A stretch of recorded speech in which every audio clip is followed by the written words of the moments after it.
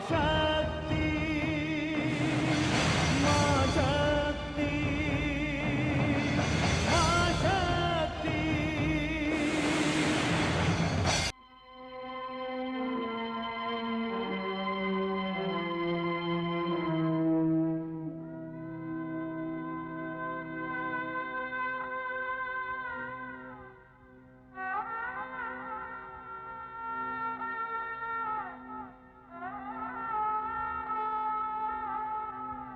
पिताश्री,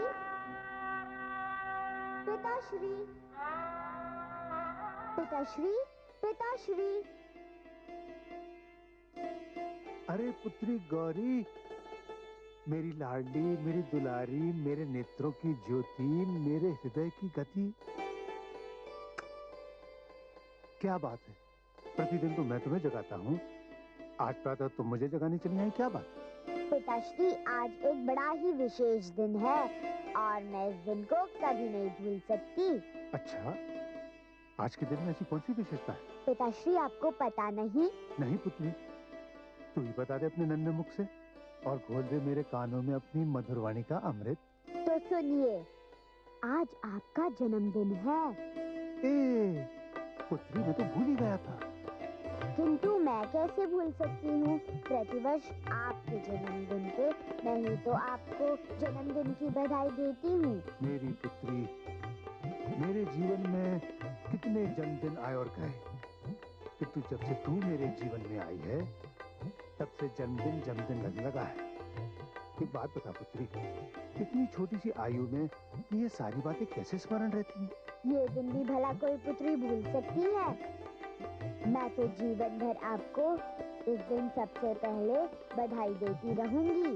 पुत्री इस बात को यही रहने दे, ऐसा कोई वचन न दे जिसको निभाना कठिन हो जाए। क्यों पिताश्री, कठिन क्यों हो जाएगा? पुत्री तू अभी छोटी है, तू नहीं जानती विवाह के पश्चात कन्याएं अपने पति के घर चली जाती हैं। एक दिन तेरा भी विवाह होगा, तू भी अपने पति के घर चली जाएगी। मेरे जन्मदिन पर यदि तेरे पति ने तुझे आने नहीं दिया तो? नहीं पिताश्री, मैं अवश्य आऊंगी। पिता और पुत्री के संबंध के बीच और कोई संबंध नहीं आ सकता। मैं विवाह के पश्चात भी आऊंगी, मैं अवश्य आऊंगी, किंतु तब आपको मुझे निमंत्रण देकर बुलाना पड़ेगा।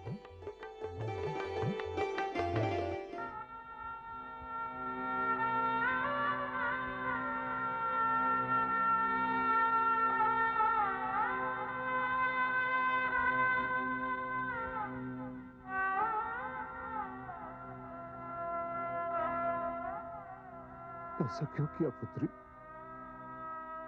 तूने ऐसा क्यों किया? मेरी इच्छाओं के विरुद्ध पग क्यों उठाया तूने? क्यों किया ऐसा तूने?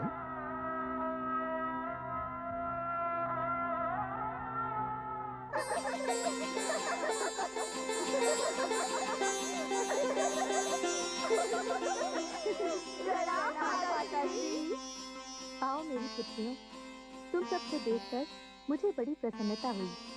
माताश्री, जीजी गौरी कहीं दिखाई नहीं दे रही, वो कहाँ है? तुम्हारी जीजी गौरी यहाँ कहाँ? सब कुछ तो तुम्हारे सामने ही हुआ, फिर भी ये प्रश्न कर रही हो। माते, क्या पिताश्री अब भी रुष्ट हैं? रुष्ट हैं? पहले तो वो केवल भगवान शिव से ही रुष्ट थे, किंतु अब तो वे तुम्हारी जीजी गौरी से भी रुष्ट हैं। पता नहीं किस बात का अहंकार है उन्हें। मैं जब भी उनके समक्ष तुम्हारे जीजा श्री की बात लाती हूँ, उनके मुख से दुर्वचन ही निकलते हैं। माताश्री, ये तो बड़ी ही दुर्भाग्य की बात है। ये बात सुनकर हमें बड़ी चिंता हो रही है।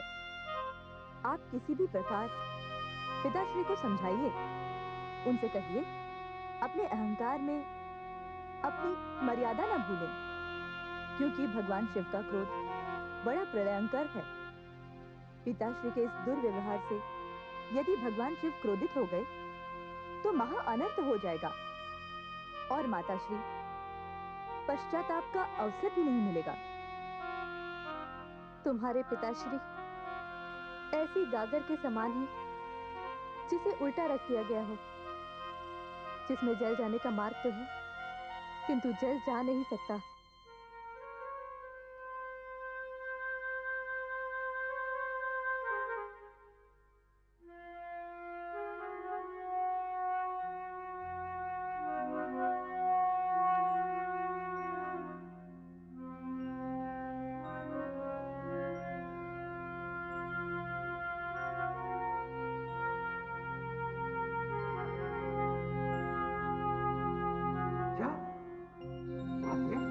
अभी तक आपके पिताश्री का निमंत्रण पत्र आपको नहीं मिला? निमंत्रण पत्र?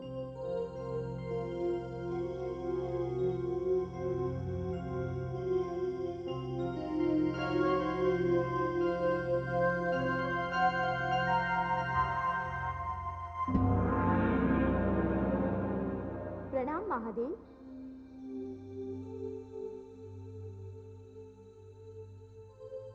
आओ विशाखा, कहो कोई कष्ट है?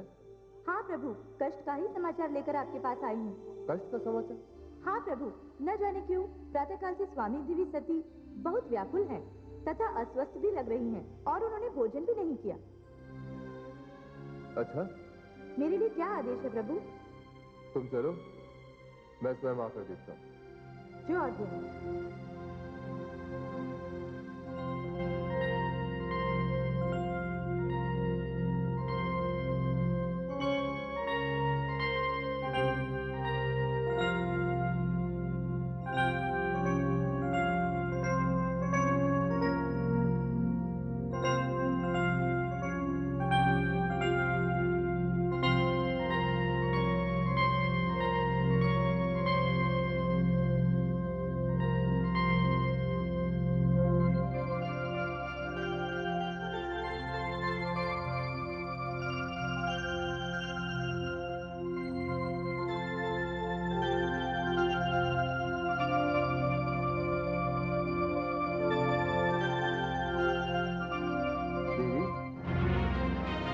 स्वामी आप? क्या बात है दीदी, सब कुशल मंगल तो है? मैंने सुना आज आपने भोजन भी नहीं किया। नहीं स्वामी, ऐसा तो कुछ भी नहीं। कुछ तो है दीदी। वो ऋषि दधीची आए थे। अच्छा, ये तो हमारे बहुत ही प्रिय भक्तों में से हैं। हाँ, और इसी नाते उन्होंने मेरा भी बहुत सम्मान किया। पिताश्री के निमंत्रण पर वे उनके भवन गए हैं। आपके पिताश्री के निमंत्रण पर? हाँ स्वामी, पिताश्री अपनी षष्ठी पूर्ति के अवसर पर एक भव्य समारोह कर रहे हैं। अच्छा? हाँ देवाधिदेव, आप जानते हैं बाल्यकाल से ही जब भी पिताश्री की वर्षगांठ आती थी तो उन्हें सबसे पहले मैं ही जाकर बधाई देती थी। अभी विवाह से कुछ ही समय पहले उनकी वर्षगांठ आई थी और मैंने उनका अभिनंदन किया था। वे तो मेरे बिना इस समारोह का आयोजन करने की सोच भी नहीं सकते। स्वामी, वहां मेरी सारी बहनें आ चुकी होंगी। संभव है। और उनके साथ उनके पति भी आए होंगे। हाँ, यदि तुम्हारे पिताश्री ने उन्हें निमंत्रण दिया होगा तो अवश्य आए होंगे। स्वामी, मेरी बड़ी इच्छा है कि मैं भी पिताश्री के जन्मदिन पर जाकर उन्हें बधाई दूं और बाल्यकाल से चली आ रही इस परंपरा को टूटने ना दूं। आप चलेंगे मेरे साथ? मैं? हाँ, आप। देखिए दीदी, षष्ठी पूर्ति एक बड़ा समारोह होता है। इसमें आपके पिताश्री के समस्त मित्र, उनके सारे संबंधी निमंत्रण पाकर ही आए होंगे और हमारा बिना निमंत्रण पाए वहां जाना उचित नहीं होगा। देवी, नीति तो यह कहती है कि बिना निमंत्रण पाए अपने आराध्य के घर भी नहीं जाना चाहिए। सुनो,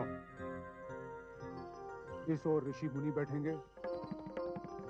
ये स्थान यक्षों और गंधर्वों के लिए है और उस ओर मेरी आश्रित प्रजा बैठेगी। परंतु ये स्थान विशेष है। यहाँ केवल भगवान विष्णु, पिताश्री ब्रह्मा और मेरे जामाता ऋतुराज और सप्त ऋषिगण बैठेंगे। ध्यान रहे, यहाँ कोई और नहीं बैठेगा। और देवादिदेव भगवान शिव और माता सती कहाँ विराजमान होंगे? आइए आइए अथर्वण पुत्र दधीची, दक्ष के महल में आपका स्वागत है। आपने मेरे प्रश्न का उत्तर नहीं दिया। प्रजापति दक्ष, आप अभी तक भगवान शिव माता सती के स्थान को निश्चित नहीं कर पाए। कदाचित आपने उन्हें निमंत्रण पत्र भी नहीं भेजा। देखिए आदरणीय, मेरी विनती स्वीकार कर इस यज्ञ में मेरा मार्गदर्शन करने के लिए आप सबसे प्रथम आए। इसके लिए मैं आपका हृदय से आभारी हूं। किंतु आप ये नहीं जानते कि शिव से विवाह करने के कारण मैंने पुत्री गौरी का त्याग कर दिया है। यहां तक मैंने उसे अपने हृदय से भी निकाल दिया है। क्या क्या कहा प्रजापति दक्ष? आपने माता सती का त्याग कर दिया? एक बूंद ये कहे कि उसने मेघों का त्याग कर दिया, क्या यह संभव है? एक पक्षी ये कहे कि उसने आकाश का त्याग कर दिया, इसका क्या अर्थ हुआ? यज्ञोदानम तपस्येवा पावनानि मनीषिणाम। जिसके मन में पाप है वो यज्ञ का अधिकारी नहीं होता। आप लाख बार भी माता सती का त्याग कर दें तो उससे कोई अंतर नहीं पड़ता, किंतु यदि एक बार माता सती ने आपका त्याग कर दिया तो आपको पूरी सृष्टि में कहीं शरण नहीं मिलेगी। अरे ये तो उपकार है उनका, जो आपके यहाँ जन्म लेकर उन्होंने आपको गौरव प्रदान किया। उपकार है भगवान शिव का, जिन्होंने आपका जामाता बनकर आपको सम्मान दिया। और आप ये कह रहे हैं कि आपने उनका त्याग कर दिया?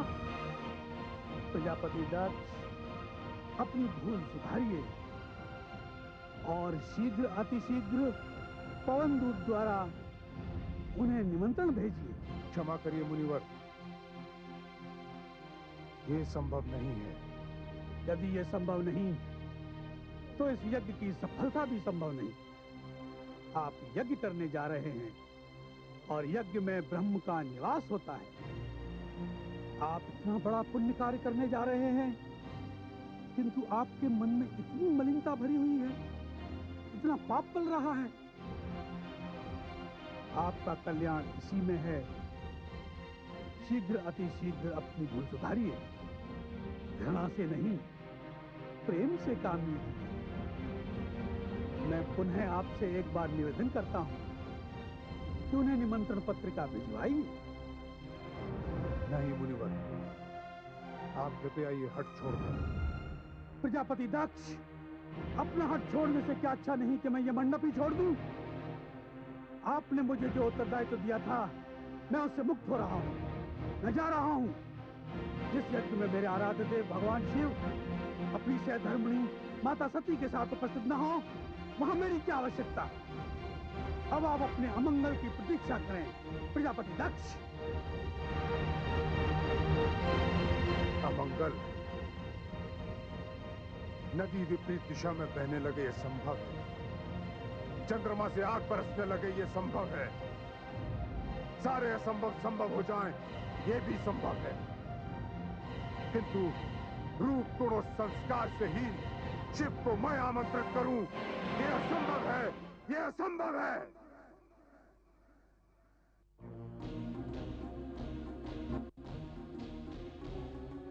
क्या बात है महादेवी, कुशल तो है? कुशल?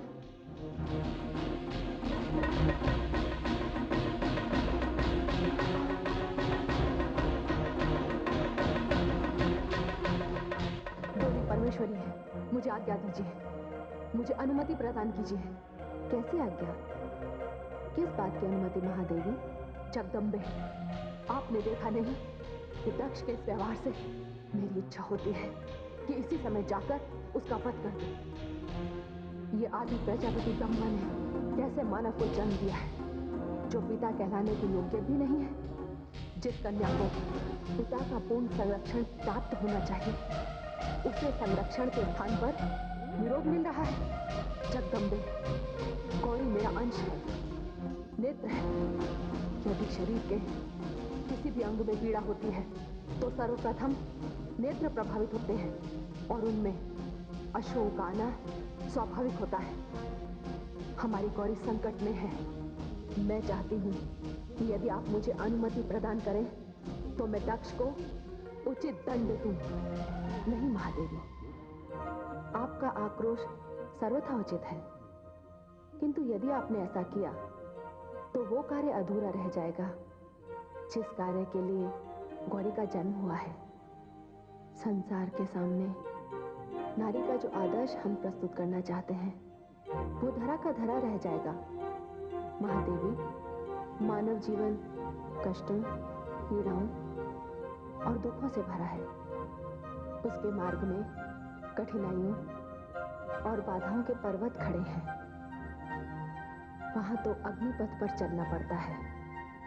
ऐसी घोर तपस्या किसी और जीवन में नहीं है। और गौरी को इस रणभूमि में युद्ध करके सभी बाधाओं पर विजय प्राप्त करनी है। एक ऐसा उदाहरण स्थापित करना है जो काल चिन्ह बनकर संसार का मार्गदर्शन करता रहेगा। और सत्य तो ये है कि गौरी वहां अकेली नहीं है। देवर्षि नारद उसके साथ है, माता प्रसूति उसके साथ है। इसलिए आप शांत हो जाइए और परिणाम आने तक प्रतीक्षा कीजिए। सब कुछ वैसा ही हो रहा है जैसे हमारी इच्छा है। अतएव हे महाकाली, अपने मन को शांत कीजिए।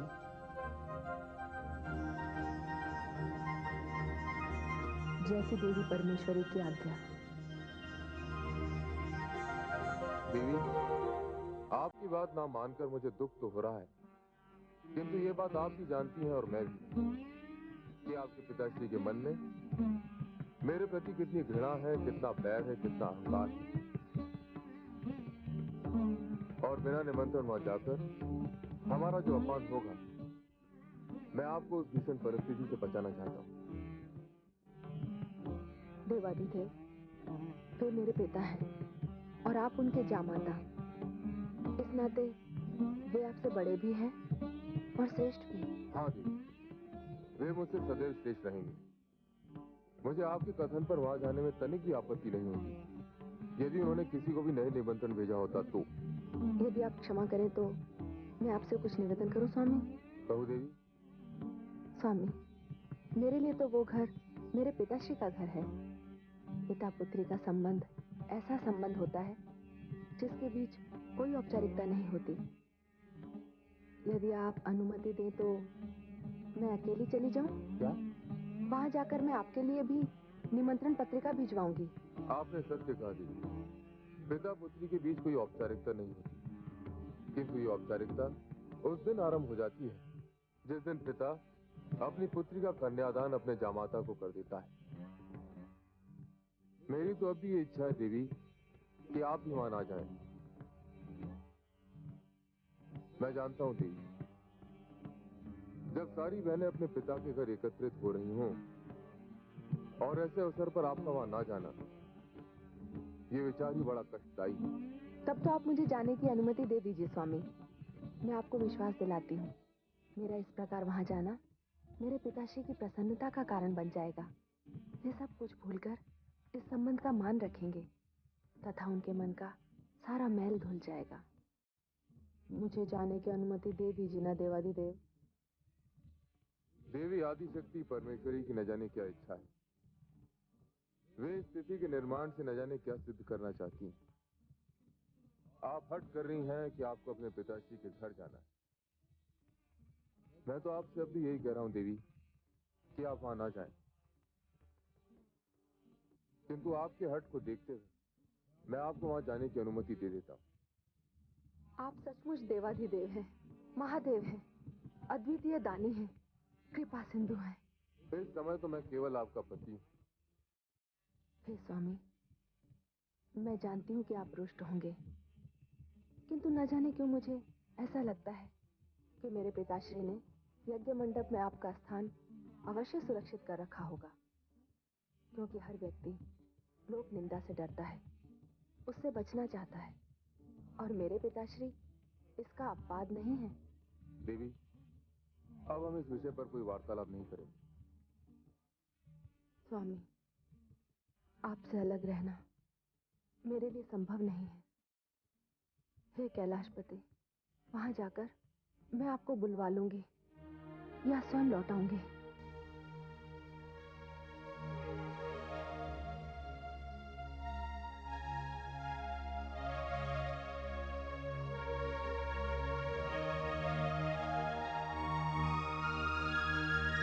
जैसा भगवती परमेश्वरी का मन, जैसी नियति की इच्छा।